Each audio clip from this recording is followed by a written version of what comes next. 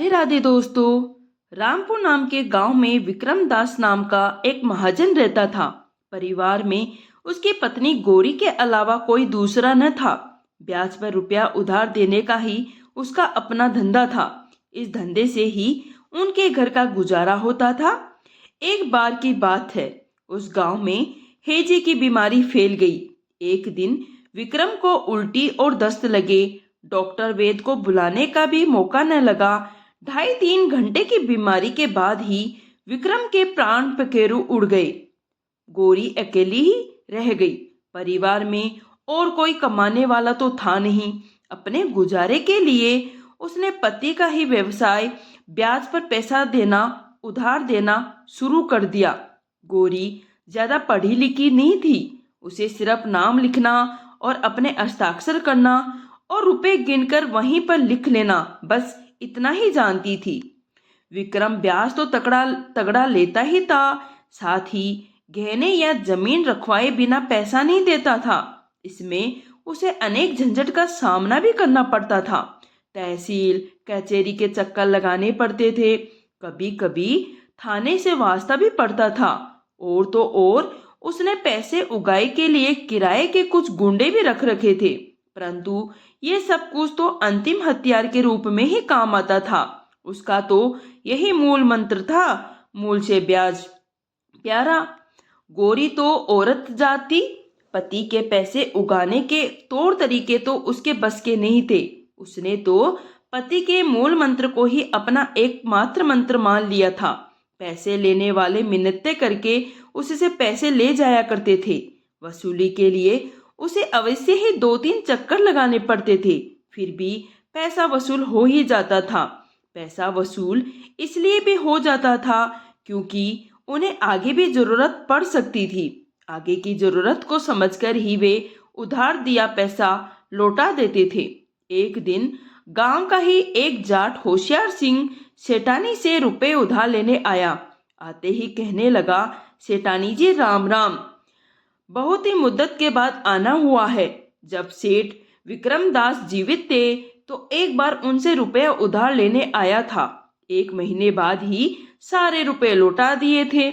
सेठ विक्रम दास तो बहुत ही अच्छे इंसान थे। बिना ना नुक्कर किए ही मुझे पैसे देते थे। बड़े ही शरीफ थे। पैसे मांगने के लिए कभी तकादा तो नहीं किया। नहीं, जिनकी जरूरत यहाँ है उनकी ही जरूरत परमात्मा को होती है। उम्र भी कितनी ही थी उनकी, यदि वे होते तो मुझे कहने की जरूरत ही नहीं होती। होशियार सिंह नाम से ही होशियार नहीं था, बल्कि बहुत ही ज्यादा होशियार। पटुआ का गुण कोई उससे सीखना और चाटुकारिता का गुण सीखना चाहे तो उससे सीखे। होशियार सिंह की इतनी बातें सुनकर गौरी द्रवित हो उठी। होशियार सिंह ने कहा, सेठानी जी, मेरी लाज तो आपके हाथ में है। पिछले दिनों ही बेटी की शादी की है। आज अचानक ही बटेऊ बेटी को लेने आ गया। खेत में फसल कटने को तैयार है। अगले महीने तो फसल कटकर खलियान में आ जाएगी। पैसे भी खूब आ जाएंगे। परंतु बटेऊ को तो अगले महीने तक रोका नहीं जा सकता। मुझे कुछ रुपए की जरूरत है।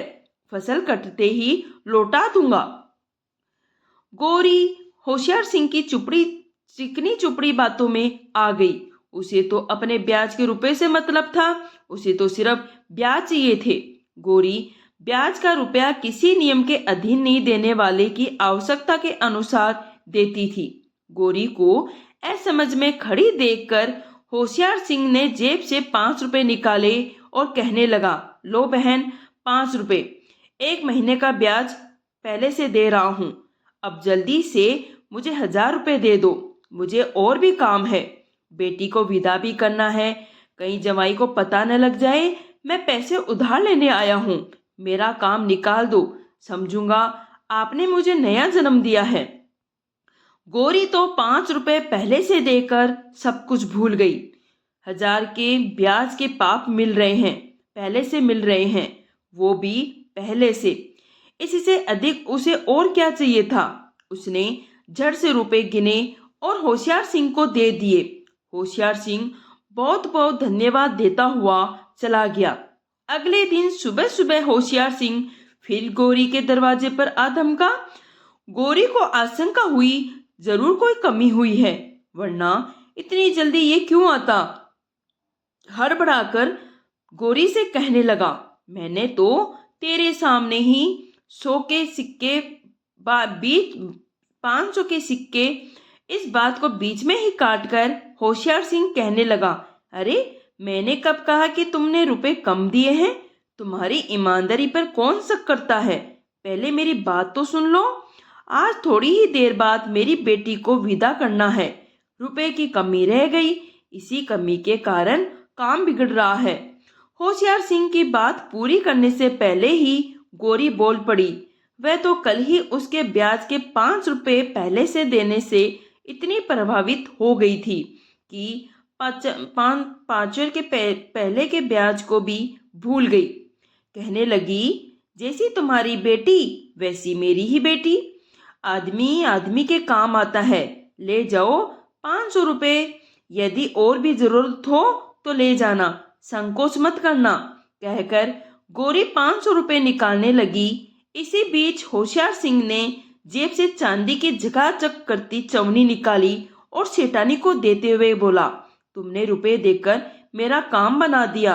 वो क्या कम है, ये 5 भी फसल कटते ही दे दूंगा। अच्छा अब मैं चलता हूँ, देर हो रही है।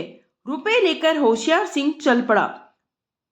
गौरी को होशियार सिंह की ईमानदारी पर पूरा विश्वास हो गया। कहाँ तो लोग पैसे की वसूली के लिए कितने ही चक्कर लगवा देते हैं, और कहाँ ये होशियार सिंह जो पहले से ही दिए बिना रुपए भी नहीं लेता। महीना बीत गया, फसल भी कटकर घर आ गई। दो चार चक्कर लगवाए बिना पैसा देते नहीं थे, उनकी भी उगाई हो गई थी। परंतु होशियार सिंह ने तो उसके बाद गौरी के घर की ओर रुख ही नहीं किया। महीने के महीने बीत गए। अब तो दूसरी फसल आने का समय हो गया। अब तो गौरी ने होशियार सिंह के घर के 2-4 चक्कर भी लगा लिए, पर होशियार सिंह को इसकी क्या परवाह। एक दिन गौरी होशियार सिंह के दरवाजे पर आकर कहने लगी, तेरे ब्याज के रुपए पहले देने पर तेरी ईमानदारी पर तो बड़ा भरोसा हो गया था। 1 महीना कहकर पैसे ले गया था, अब तो 6 महीने हो गए। मैं बुढ़ी विधवा औरत हूँ, पैरों में छाले पड़ गए, अब तो चला भी नहीं जाता। उस दिन तो तू नए जन्म की बात कर रहा था। नए जन्म की बात छोड़, तू इसी जन्म में पैसे दे दे, मैं गुणगान गाऊंगी। एहसान की तो बात तो दूर की, तू मुझे मूल ही लौटा दे। अब मूल जितने पैसे नहीं हैं तो ब्याज के पैसे ही लौटा दे। जब पैसे हो तब मूल भी लौटा देना। होशियार सिंह बेशर्मी से कहने लगा, देख सेठानी, बात यह है, तूने पैसे ना तो मेरी आवश्यकता को देखकर दिए थे और ना ही मेरे पर रहम खाकर पैसे दिए थे। मोटे ब्याज पर वे भी मैंने तुझे पैसगी दे चुका हूँ। मेरे पास तुझे देने के लिए फूटी कौड़ी भी नहीं है। घर के चक्कर लगाने की तुझे मना नहीं है। सरकारी सड़क है, चाहे लाख चक्कर लगा। सुन, असली बात यह है, 100 को ले गया पंजा, पंजे को ले गया पाँव। अब क्या रखा है सेठानी, तू आया जा। होशियार सिंह की इतनी बात सुनकर सेठानी अपना सा मुंह लेकर वहां से चली गई। उसने कसम खा ली, आज के बाद बिना किसी की कुछ अमानत रखे किसी को ब्याज पर पैसे देने की भूल नहीं करेगी। दोस्तों, ये कहानी यहीं समाप्त होती है। अगर आपको कहानी पसंद आई तो प्लीज़ इसे शेयर कीजिए, लाइक कीजिए, और मेरे चैनल पर नए हैं तो प्लीज़ चैनल को सब्सक्राइब कर लीजिए। कहानी सुनने के लिए आपका धन्यवाद।